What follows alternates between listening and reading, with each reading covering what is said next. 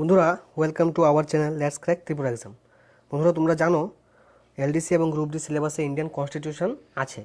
তো আজকে আমরা ইন্ডিয়ান কনস্টিটিউশন পার্ট থেকে তোমাদের জন্য খুবই গুরুত্বপূর্ণ পরীক্ষাতে সম্ভাব্য প্রায় 50টি প্রশ্ন এবং উত্তর আমরা তোমাদের সাথে ডিসকাশন করব। খুবই গুরুত্বপূর্ণ একটি ক্লাস হতে যাচ্ছে। তোমাদের সিলেবাস ধরে আমরা তোমাদেরকে কিন্তু আজকের এই গুরুত্বপূর্ণ ক্লাস তোমাদের জন্য নিয়ে এসেছি। তোমরা ক্লাস পুরোটা দেখবে এবং সবার শেষে আমরা 5টি কোশ্চেন রাখবো। 5টি কোশ্চেনে তোমরা এক্সাম দেবে। এই ক্লাসের মধ্যেই তোমরা সেই এক্সাম দেবে এবং কমেন্ট করে তোমরা ওই 5 নম্বরের পরীক্ষাতে কে কত পেয়েছো এটা আমাদেরকে কমেন্ট বক্সে কমেন্ট করে জানাবে। তাহলে চলো আজকের ক্লাস আমরা শুরু করি। বন্ধুরা আমরা ক্লাসের শেষে তোমাদের সাথে আমাদের ক্লাসের পিডিএফও শেয়ার করে থাকি টেলিগ্রাম চ্যানেলের মাধ্যমে। তোমরা যারা এখনও টেলিগ্রাম চ্যানেলে জয়েন হয়ে নাও এবং যারা এখনও পর্যন্ত আমাদের চ্যানেলকে সাবস্ক্রাইব করোনি লেটস ক্র্যাক ত্রিপুরা এক্সাম চ্যানেলকে সাবস্ক্রাইব করে নাও। আমরা তোমাদের জন্য গুরুত্বপূর্ণ ক্লাস প্রতিনিয়ত নিয়ে এসেছি। আজকে 50টি কনস্টিটিউশন পার্ট থেকে কোশ্চেন তোমাদের সামনে আমরা নিয়ে এসেছি। তো আজকে সেই ক্লাসটি আমরা চলো শুরু করি। আর যারা এখনও পর্যন্ত সাবস্ক্রাইব করোনি আমাদের চ্যানেলকে অবশ্যই সাবস্ক্রাইব করে নাও। সঙ্গে দেওয়া বেল আইকনও ক্লিক করে নেবে। তাহলে আমাদের দেওয়া প্রত্যেকটি ক্লাস তোমরা সঠিক সময়ে পেয়ে যাবে এবং প্রত্যেকটি ক্লাস তোমরা অ্যাটেন্ড করতে পারবে, পার্টিসিপেট করতে পারবে। তো আজকে most expected MCQ for LDC and group D আমরা তোমাদের ইন্ডিয়ান কনস্টিটিউশন পার্ট থেকেই নিয়ে এসেছি। তো প্রথম কোশ্চেন হচ্ছে, who is known as the father of Indian constitution? ভারতীয় সংবিধানের জনক কাকে বলি? তো বন্ধুরা আমরা জানি যে ভারতীয় সংবিধানের জনককে? ভারতীয় সংবিধানের জনক হচ্ছে ডক্টর বি আর আম্বেদকর। ডক্টর বি আর আম্বেদকরকে আমরা ভারতীয় সংবিধানের জনক বলে জানি। কোশ্চেন নাম্বার 2 বলছে, who proposed the preamble before the drafting committee of the constitution? এই যে প্রিয়াম্বল অর্থাৎ আমাদের সংবিধানের যে প্রস্তাবনা আছে সেই প্রস্তাবনার মধ্যে যে আমাদের ভারতবর্ষের সংবিধানে যে প্রথমেই প্রস্তাবনা আছে সেই প্রস্তাবনার যে সংবিধান থাকবে তার প্রস্তাব কে দিয়েছিল প্রথমে? তো সেই প্রস্তাব দিয়েছিল আমাদের ভারতবর্ষের প্রথম প্রধানমন্ত্রী পণ্ডিত জওহরলাল নেহেরু। কিন্তু সেই প্রস্তাব দিয়েছিল যে আমাদের সংবিধানে প্রথমে দিকে একটা প্রিয়াম্বল থাকবে, যেখানে সংবিধানের একটি মূল যে ভাববস্তু ওই প্রিয়াম্বলের মাধ্যমে কিন্তু আমাদের সামনে উল্লেখ করা হয়েছে। কোশ্চেন নাম্বার 3 বলছে, the Indian constitution is regarded in which form? ভারতীয় সংবিধানটি কোন রূপে বিবেচনা করা হয়? ভারতীয় সংবিধানটি actually federal in form, unitary in spirit. ভারতীয় সংবিধানটি ফর্ম হচ্ছে ফেডারেল ফর্ম অর্থাৎ যুক্তরাষ্ট্রীয় ফর্ম, অ্যান্ড ইউনিটারি ইন স্পিরিটে ইউনিটি। যুক্তরাষ্ট্রীয় হলো এটা ঐক্যবদ্ধভাবে একতা অনুসারে কাজ করবে। ভারতীয় সংবিধানের এটাই উদ্দেশ্য। চলো কোশ্চেন নাম্বার 4টা দেখি। 4 বলছে, how many fundamental rights are mentioned in Indian constitution? ভারতীয় সংবিধানে কয়টি মৌলিক অধিকারের কথা বলা হয়েছে?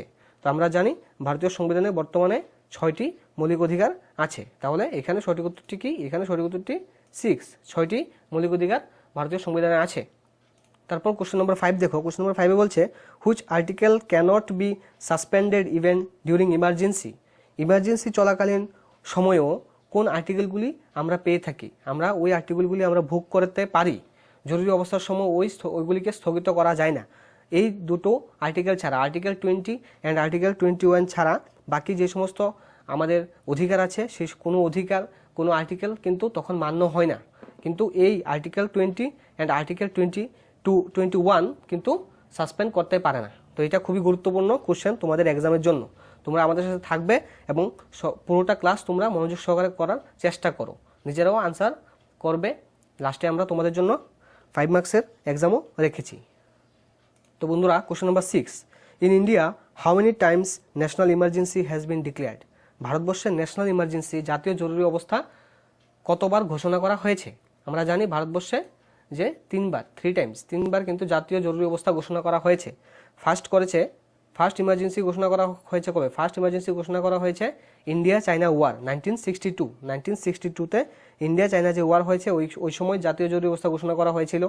অ্যান্ড সেকেন্ড ইমার্জেন্সি হয়েছিল ইন্ডিয়া পাকিস্তান ওয়ার 1971-এ ইন্ডিয়া পাকিস্তান যে ওয়ার হয়েছিল ওই সময়ও জাতীয় জরুরি অবস্থা ঘোষণা করেছে। এবং ইমার্জেন্সি আরেকবারও ঘোষণা করা হয়েছে, এটা 1975 যখন ইন্দিরা গান্ধী প্রধানমন্ত্রী ছিলেন তখন দেশের মধ্যে একটা অচল অবস্থা, শাসনতান্ত্রিক অচল অবস্থার সৃষ্টি হয়েছিল। তার জন্য কিন্তু 1975ও 3 নম্বর ইমার্জেন্সি ঘোষণা করা হয়েছে। কোশ্চেন নাম্বার 7 বলছে the Indian constitution has borrowed the ideas of preamble from which country? ভারতীয় সংবিধানে যে প্রিয়াম্বল আছে ওইটা কোন কান্ট্রি থেকে নেওয়া হয়েছে? প্রিয়াম্বলের ধারণাটি নেওয়া হয়েছে কনস্টিটিউশন অফ ইউএসএ। ইউএসএর কনস্টিটিউশন থেকে প্রিয়াম্বলের ধারণাটি নেওয়া হয়েছে। কোশ্চেন নাম্বার 8 দেখি, এটা হচ্ছে parliamentary form of government is taken from the constitution of which country? আমাদের যে ভারতীয় শাসন ব্যবস্থা পার্লামেন্টারি ফর্মে গভর্নমেন্ট হয়। পার্লামেন্টারি ফর্মে যে গভর্নমেন্ট এই যে জিনিসটি ওইটি কোন কনস্টিটিউশন থেকে, কোন দেশের কনস্টিটিউশন থেকে নেওয়া হয়েছে? এটি বন্ধুরা ব্রিটেনের কনস্টিটিউশন থেকে নেওয়া হয়েছে। ব্রিটেনের কনস্টিটিউশন থেকে পার্লামেন্টারি ফর্মের যে গভর্নমেন্ট ওইটা নেওয়া হয়েছে। কোশ্চেন নাম্বার 9 বলছে fundamental right is taken from the constitution of which country? Fundamental right যেটা আছে মৌলিক অধিকার ওইটা কোন দেশ থেকে নেওয়া হয়েছে? ওইটা নেওয়া হয়েছে বন্ধুরা ইউএসএ থেকে। ইউএসএ থেকে ফান্ডামেন্টাল যে right, fundamental rights is taken from USA constitution. USA থেকে এই ফান্ডামেন্টাল রাইটটি নেওয়া হয়েছে। Question number 10 from which country constitution of India adopted fundamental duties? আমাদের সংবিধানে ফান্ডামেন্টাল ডিউটি আছে, তো সেই ফান্ডামেন্টাল ডিউটিগুলি কোন দেশ থেকে নেওয়া হয়েছে? ফান্ডামেন্টাল ডিউটির প্ল্যানটি নেওয়া হয়েছে USSR presently Russia. Soviet union থেকে নেওয়া হয়েছে, যেটা 1991-এ হয়ে গেছে রাশিয়া। তো বর্তমানে রাশিয়ার যে প্রেসিডেন্ট উনি হচ্ছেন ভ্লাদিমির পুতিন। তারপর question number 11 directive principle is taken from the constitution of which country? আমাদের ভারতীয় সংবিধানে ডাইরেক্টিভ প্রিন্সিপাল আছে, আর্টিকেল 36 টু আর্টিকেল 51 পর্যন্ত ডাইরেক্টিভ প্রিন্সিপাল আছে। তো সেই ডাইরেক্টিভ প্রিন্সিপাল কোন দেশের সংবিধান থেকে, কোন দেশ থেকে নেওয়া হয়েছে? এটা নেওয়া হয়েছে আইরিশ কনস্টিটিউশন থেকে, আয়ারল্যান্ডের সংবিধান থেকে কিন্তু এই ডাইরেক্টিভ প্রিন্সিপালগুলি নেওয়া হয়েছে। ভারতীয় সংবিধানের যেই ডাইরেক্টিভ অর্থাৎ রাষ্ট্র পরিচালনার যে নির্দেশমূলক নীতি, রাষ্ট্র পরিচালনার যে নির্দেশমূলক নীতি সেগুলি নেওয়া হয়েছে আইরিশ কনস্টিটিউশন থেকে। Question number 12 what is the minimum permissible age for employment in any factory? যে কোনো কোম্পানিতে, ইন্ডাস্ট্রিতে কাজ করার ক্ষেত্রে ভারতবর্ষে ন্যূনতম বয়স কত রাখা হয়েছে? ন্যূনতম বয়স রাখা হয়েছে 14 ইয়ার্স। 14 বছরের নিচের কোনো ছেলে মেয়েকে শ্রমিক হিসাবে কোনো কোম্পানিতে রাখা যাবে না, কোনো কারখানায় চাকরি দেওয়া যাবে না। এটা ভারতবর্ষের সংবিধান অনুসারে নিয়ম আইন করা হয়েছে। চলো নেক্সট কোশ্চেন যাই। আমরা খুব দ্রুতগতিতে ক্লাসটি শেষ করার চেষ্টা করব। লাস্টে যেহেতু আমাদের একটা এক্সাম দিতে হবে, তো 50টা কোশ্চেনও শেষ করতে হবে, তো খুব দ্রুতগতিতে আমরা চলছি। তোমরা আমাদের সাথে থাকো এবং মনোযোগ সহকারে ক্লাসটি করার চেষ্টা করো। In Indian constitution right two constitutional remedies comes under? ভারতীয় সংবিধানের যে কনস্টিটিউশনাল রেমেডিস আছে ওইগুলি কামস আন্ডার কিসের মধ্যে আসে? ওইগুলি বন্ধুরা আসে ফান্ডামেন্টাল রাইটের আন্ডারে আসে। কনস্টিটিউশনাল যে রেমেডি, সেই রেমেডিসগুলো আসে ফান্ডামেন্টাল রাইটসের আওতায়। Question number 14 who administers the oath of the president of India? ভারতের যে রাষ্ট্রপতি আছে সেই রাষ্ট্রপতির শপথ গ্রহণ কে করান? রাষ্ট্রপতিকে শপথ বাক্য পাঠ করান কে? তো বন্ধুরা চিফ জাস্টিস অফ ইন্ডিয়া কি করে? রাষ্ট্রপতিকে শপথ বাক্য পাঠ করান। রাষ্ট্রপতিকে শপথ কে করান? Chief justice of India, supreme কোর্টের chief justice. Under which article president of India can proclaim financial emergency? কোন আর্টিকেলের আন্ডারে ভারতীয় রাষ্ট্রপতি আর্থিক জরুরি অবস্থা ঘোষণা করতে পারে? আর্টিকেল 360 আন্ডারে। আর্টিকেল 360 অনুসারে ভারতের রাষ্ট্রপতি কি করতে পারে? আর্থিক জরুরি অবস্থা ঘোষণা করতে পারে। তো বন্ধুরা এটাও তোমরা জেনে নাও যে আর্থিক জরুরি অবস্থা কিন্তু ভারতবর্ষে এখনো পর্যন্ত ঘোষণা করার দরকার পড়েনি, এটা ইউজ করা হয়নি আর্টিকেল 360টা। চলো কোশ্চেন নাম্বার 16 বলি আমরা এখন। 16 বলছে what is the total number of fundamental duties mentioned in our Indian constitution? আমাদের কনস্টিটিউশনে বর্তমানে কয়টি ফান্ডামেন্টাল ডিউটির কথা বলা হয়েছে? তো এখন বর্তমানে 11টি ফান্ডামেন্টাল ডিউটি আছে ভারতীয় সংবিধানে। আমরা দেশের নাগরিক হিসাবে, ভারতীয় হিসাবে 11টি ফান্ডামেন্টাল ডিউটিস কিন্তু আমাদের আছে। ওইগুলা আমরা যেমন ফান্ডামেন্টাল রাইটস, মৌলিক অধিকার যেমন ভোগ করি, ঠিক তেমনি 11টি আমাদের মৌলিক দায়িত্ব আছে। সেই দায়িত্ব এবং কর্তব্যগুলিও পালন করা আমাদেরই দায়িত্ব দেশের নাগরিক হিসাবে। Question number 17 by which article untouchability is abolished and its practice is punishable?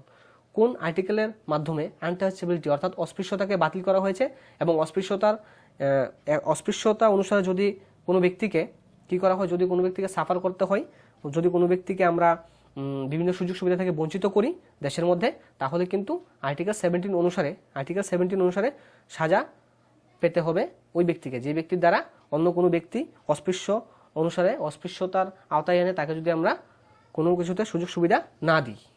Question number 18 who অ্যাপয়েন্টস governor of a state in India? ভারতের যে কোনো রাজ্যে গভর্নর নিযুক্ত করা হয় আমরা জানি, তো সেই গভর্নরকে কে নিযুক্ত করেন? সেই গভর্নরকে নিযুক্ত করেন প্রেসিডেন্ট অফ ইন্ডিয়া। ভারতের রাষ্ট্রপতি বিভিন্ন রাজ্যের মধ্যে গভর্নরকে নিযুক্ত বা নিয়োগ করে থাকেন। চলো question number 19, how many members of upper house can be nominated by president? উচ্চসভায় আপার হাউস মানে সংবিধানের আমাদের যে পার্লামেন্ট আছে, পার্লামেন্টের আপার হাউসে অর্থাৎ রাজ্যসভাতে ভারতীয় সংবিধান অনুসারে প্রেসিডেন্ট রাষ্ট্রপতি কতজন সদস্যকে মনোনীত করতে পারেন? তো বন্ধুরা, রাষ্ট্রপতি ভারতীয় সংবিধান অনুসারে রাজ্যসভাতে 12 জনকে মনোনীত করতে পারেন। Question number 20, in the 42nd constitutional amendment 1976, অর্থাৎ 1976-এ কিন্তু 42nd কনস্টিটিউশনাল অ্যামেন্ডমেন্ট হয়েছে। Which word was added to the প্রিয়াম্বলের মধ্যে এই 42nd কনস্টিটিউশনাল অ্যামেন্ডমেন্ট অনুসারে কোন ওয়ার্ডটিকে যুক্ত করা হয়েছে? তো বন্ধুরা, সেকুলার যে শব্দটি, ধর্মনিরপেক্ষ, এই শব্দটিকে কিন্তু 1976 42nd কনস্টিটিউশনাল অ্যামেন্ডমেন্ট অনুসারে যুক্ত করা হয়েছে। Question number 21, who has the right to decide whether A bill is a money bill or not? কোনো বিল যখন পার্লামেন্টে আনা হয়, ওই বিলটা মানি বিল নাকি মানি বিল না, money bill or is not a money bill, এটা কে সিদ্ধান্ত নেয়? এটা সিদ্ধান্ত নেওয়ার অধিকার আছে স্পিকার অফ লোকসভা। বর্তমানে লোকসভা স্পিকার হচ্ছে ওম বিড়লা। তো ওই ব্যক্তি যিনি স্পিকার পদে থাকেন, উনি কিন্তু সিদ্ধান্ত নেয় যে কোনো বিল কি অর্থ বিল ওইটাকে বলা যাবে কি বলা যাবে না। চলো আমরা নেক্সট কোশ্চেনে যাই। Question number 22, the term of office of the vice president of India. এই যে ভাইস প্রেসিডেন্টের পদ আছে, উনি কত বছর জন্য নিযুক্ত হন? ভাইস প্রেসিডেন্ট 5 বছরের জন্য নিযুক্ত হন। এখন বর্তমানে কে ভাইস প্রেসিডেন্ট আছেন? ভেঙ্কাইয়া নাইডু বর্তমানে ভারতের vice president. Question number 23, right to property has been deleted by which act? আমরা জানি যখন সংবিধান রচনা করা হয়েছিল তখন আমাদের দেশের নাগরিকদের কিন্তু 7টি মৌলিক অধিকার ছিল, কিন্তু রাইট টু প্রপার্টি এটি 1978-এ কিন্তু বাদ দেওয়া হয়েছে। 1978-এ 44তম সংবিধান সংশোধনীর মাধ্যমে এই রাইট টু প্রপার্টি অর্থাৎ সম্পত্তির অধিকারকে কিন্তু মৌলিক অধিকার থেকে বাদ দেওয়া হয়েছে। এটি এখন লিগেল রাইট, এটা এখন ফান্ডামেন্টাল রাইটের মধ্যে পড়ে না। তো বন্ধুরা, তোমরা বলেছিলে তোমাদের জন্য বেশি বেশি কোশ্চেন আনার জন্য, তাই কিন্তু আজকে তোমাদের জন্য এই ক্লাসটি নিয়ে আসা। তোমরা গুরুত্ব সহকারে ক্লাসটি দেখবে, প্রথম থেকে লাস্ট পর্যন্ত ক্লাসটি দেখার চেষ্টা করবে, তাহলে এই ক্লাস চলাকালীনই তোমরা অনেকগুলি প্রশ্ন শিখে নিতে পারবে এবং পরীক্ষার জন্য খুবই গুরুত্বপূর্ণ দেখে কিন্তু আজকে বাছাই করে তোমাদের জন্য এই কোশ্চেনগুলি আমরা নিয়ে এসেছি। Which part of the constitution deals with the directive principle of state? এই directive principle of state policy যেটা আছে, এটা কোন পার্টে আসে? সংবিধানের কোন পার্ট অনুসারে এটা আসে? সংবিধানের পার্ট 4-এর মধ্যে ডাইরেক্টিভ প্রিন্সিপাল অফ স্টেট আসে। Question number 25, what is the minimum age required to become vice president of India? ভারতবর্ষের ভাইস প্রেসিডেন্ট হতে গেলে ন্যূনতম বয়স কত হতে হবে? 35 বছর হলেই কিন্তু যে কোনো ব্যক্তি ভাইস প্রেসিডেন্ট পদে অ্যাপ্লাই করার জন্য যোগ্য। Question number 26, which is the supreme commander of Indian defence force? Indian defence ফোর্সের সুপ্রিম কমান্ডার কে? President of India. ভারতের রাষ্ট্রপতি কিন্তু commander of Indian defence force. Question number 27, NITI Aayog has been formed to replace which institution? NITI Aayog এখন বর্তমানে আছে, ওইটা কোন কমিশনের পরিবর্তিত রূপ? প্ল্যানিং কমিশন 1951 থেকে শুরু হয়েছিল। ভারতীয় যে সংবিধান কার্যকর হওয়ার পরে প্রতি 5 বছর অন্তর অর্থাৎ পঞ্চবার্ষিকী পরিকল্পনা কিন্তু সরকার হাতে নিয়েছিল, যাতে করে দেশের অর্থনীতি, দেশের কৃষিকাজ, দেশের ইন্ডাস্ট্রিয়াল সেক্টরগুলিকে ডেভেলপ করার জন্য সরকার প্রতি 5 বছরের একটা প্ল্যান হাতে নেয়। তো সেই প্ল্যান ওই সময় ওইটার নাম ছিল কি? Planning commission. 2014-তে এটাকে চেঞ্জ করে নাম করা হয়েছে, ওই সংস্থাকেই নাম করা হয়েছে নীতি আয়োগ। বর্তমান যে এনডিএ গভর্নমেন্ট, ওই এনডিএ গভর্নমেন্ট আসার পরে প্ল্যানিং কমিশনকে চেঞ্জ করে ওটারই নাম দেওয়া হয়েছে এখন নীতি আয়োগ। এটার নাম এখন কি দেওয়া হয়েছে? নীতি আয়োগ দেওয়া হয়েছে। Question number 28, which article of Indian constitution has the provision for national emergency? National emergency কোন আর্টিকেল অনুসারে ঘোষণা করা যেতে পারে। আর্টিকেল 352 অনুসারে জাতীয় জরুরি অবস্থা ঘোষণা করার বিধান সংবিধানে রয়েছে। Question number 29, which amendment is also known as the mini constitution of India? নিচের কোন অ্যামেন্ডমেন্টকে কিন্তু বলা হয়েছে যে মিনি কনস্টিটিউশন মানে mini constitution of India? Mini constitution of India বলা হয় 42nd অ্যামেন্ডমেন্টকে। যে 42nd অ্যামেন্ডমেন্ট হয়েছিল 1975-এ, সরি 76-এ হয়েছিল, এটা 76-এ 1976-এ 42nd অ্যামেন্ডমেন্ট হয়েছিল। ওই 42nd অ্যামেন্ডমেন্টকেই কিন্তু বলা হয় ইন্ডিয়ান কনস্টিটিউশনের অর্থাৎ মিনি কনস্টিটিউশন বলা হয় এটাকে। Who is the executive head of state in India? অর্থাৎ ভারতবর্ষের কার্যনির্বাহী প্রধান কে? ভারতবর্ষের কার্যনির্বাহী প্রধান কিন্তু president. Question number 31, fundamental duties are mentioned in which of the following part of Indian constitution? Indian কনস্টিটিউশনের কোন পার্টে বলা হয়েছে ফান্ডামেন্টাল রাইটের কথা? পার্ট 4A-তে বলা হয়েছে ফান্ডামেন্টাল রাইটসের কথা, সরি ফান্ডামেন্টাল ডিউটির কথা। ফান্ডামেন্টাল ডিউটিজের কথা বলা হয়েছে পার্ট 4A। কনস্টিটিউশনের পার্ট 4A-তে ফান্ডামেন্টাল ডিউটিস যে মৌলিক কর্তব্যগুলি আছে ওইগুলির কথা বলা হয়েছে। Question number 32, what is the minimum age for becoming a governor of state in India? Governor হতে গেলে ন্যূনতম বয়স কত হতে হবে? গভর্নর হতে গেলে ন্যূনতম বয়স 35 বছর হতে হবে। Next question number 33, which article of Indian constitution deals with the right to equality before law? অর্থাৎ যে আইনের অধিকারে আইনের চোখে সবাই সমান, এই যে কথাটি আমরা সচরাচর শুনে থাকি, তো আইনের চোখে যে সবাই সমান এটি সংবিধানে কোন আর্টিকেলে বলা হয়েছে? আর্টিকেল 14। আর্টিকেল 14-এ বলা হয়েছে যে right to equality before law, অর্থাৎ আইনের চোখে সবাই সমান।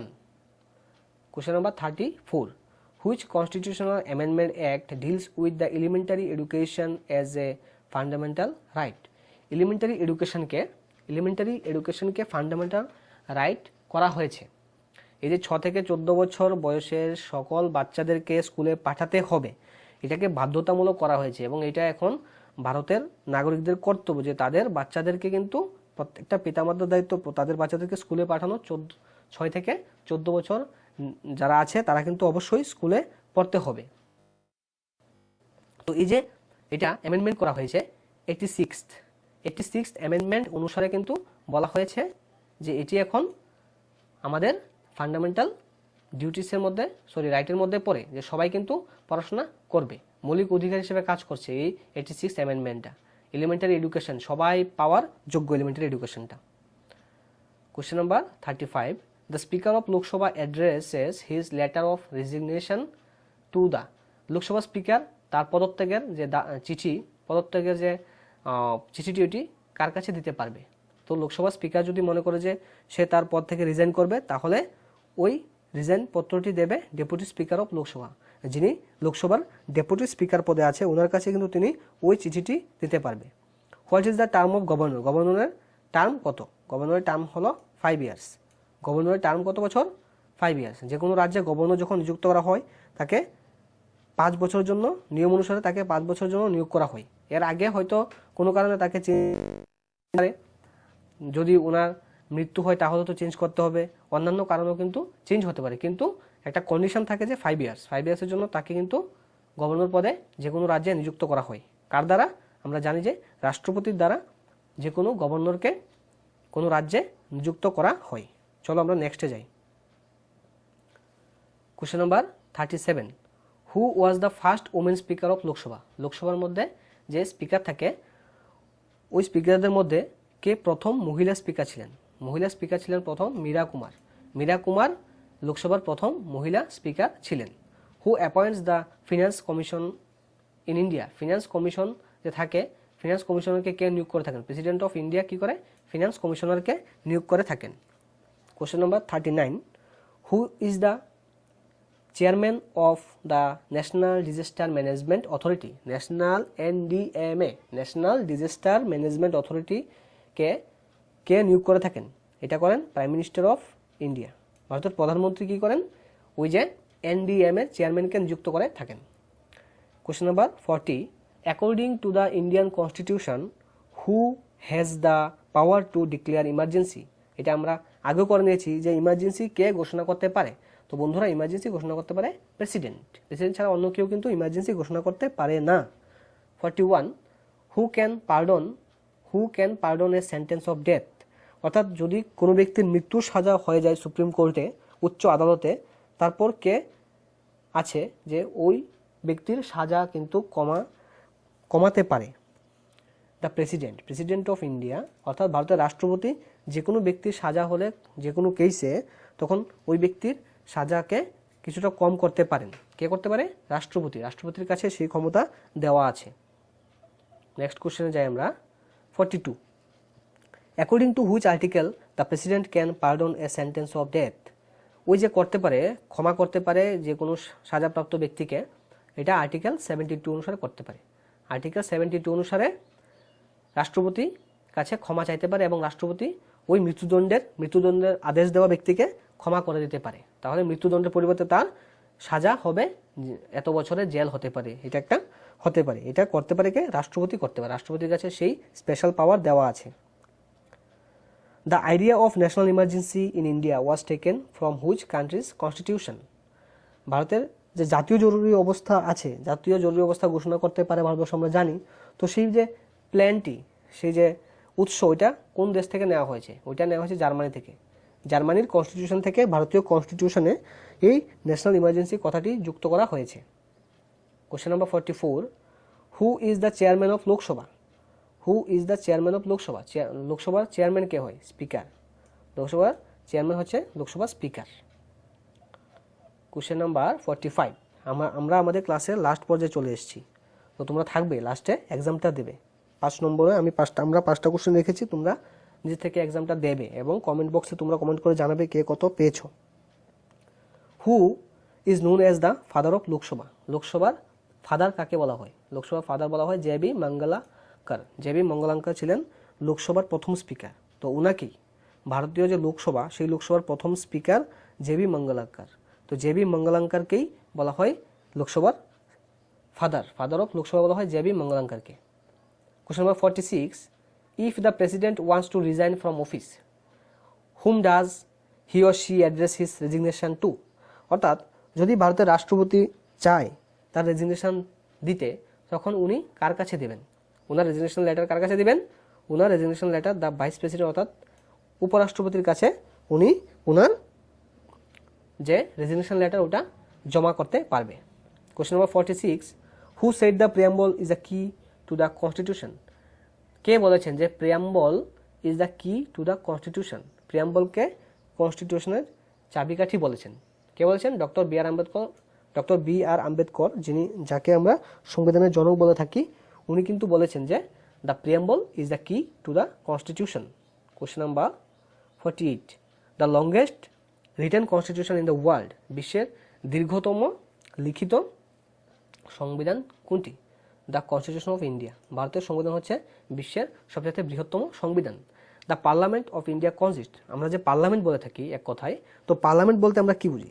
পার্লামেন্ট বলতে বন্ধুরা Rajya Sabha, Lok Sabha and the president. এটা অবশ্যই মনে রাখতে হবে যে পার্লামেন্ট মানে আমরা অনেক ক্ষেত্রে এটা মনে করি যে পার্লামেন্ট মানে রাজ্যসভা আর লোকসভা, কিন্তু না, রাজ্যসভা, লোকসভা এবং এর পাশাপাশি প্রেসিডেন্টও হচ্ছে পার্লামেন্টের অংশ। তাহলে the parliament of India consist of Rajya Sabha, Lok Sabha and the president. Last question number 50. Rajya Sabha or upper house is also known as the? Rajya Sabha বা আপার হাউসকে আমরা কি বলি? অন্য একটা নাম কাউন্সিল অফ স্টেটও আমরা বলি রাজ্যসভাকে। তাহলে চলো এখন এক্সামটা দিয়ে দিই। আমরা এখানে 5টি কোশ্চেন রেখেছি, তোমরা নিজে থেকে আনসার করার চেষ্টা করবে। কমেন্ট বক্সে তোমরা অবশ্যই জানাবে তোমরা এই 5টি কোশ্চেনের মধ্যে কয়টি আনসার তোমরা ঠিক করেছো। Who administers the oath of the president of India? ভারতীয় যে রাষ্ট্রপতি আছে, রাষ্ট্রপতিকে কে শপথবাক্য পাঠ করান? Question number 1। কোশ্চেন নাম্বার 2 হচ্ছে right to property has been deleted by which act? কোন অ্যাক্ট অনুসারে রাইট টু প্রপার্টিকে আমাদের সংবিধান থেকে, অর্থাৎ ফান্ডামেন্টাল রাইট থেকে বাদ দেওয়া হয়েছে? Question number 3. The speaker of Lok Sabha addresses his letter of resignation? লোকসভার যে স্পিকার উনি ওনার রেজিগনেশন লেটার কার কাছে দিতে পারবেন? কোশ্চেন নাম্বার 4 বলছে how many members of upper house can be nominated by president? ভারতীয় রাষ্ট্রপতি আপার হাউস মানে রাজ্যসভাতে কতজন সদস্যকে মনোনীত করতে পারেন? Question number 5 who was the first women speaker of Lok Sabha? লোকসভার women speaker, first women speaker কে ছিল? এই ছিল আজকে আমাদের ক্লাস। তোমরা সবাই মনোযোগ সহকারে ক্লাসটি করার জন্য তোমাদেরকে অসংখ্য ধন্যবাদ। তোমরা সবাই আমাদের সাথে থাকবে এইভাবে।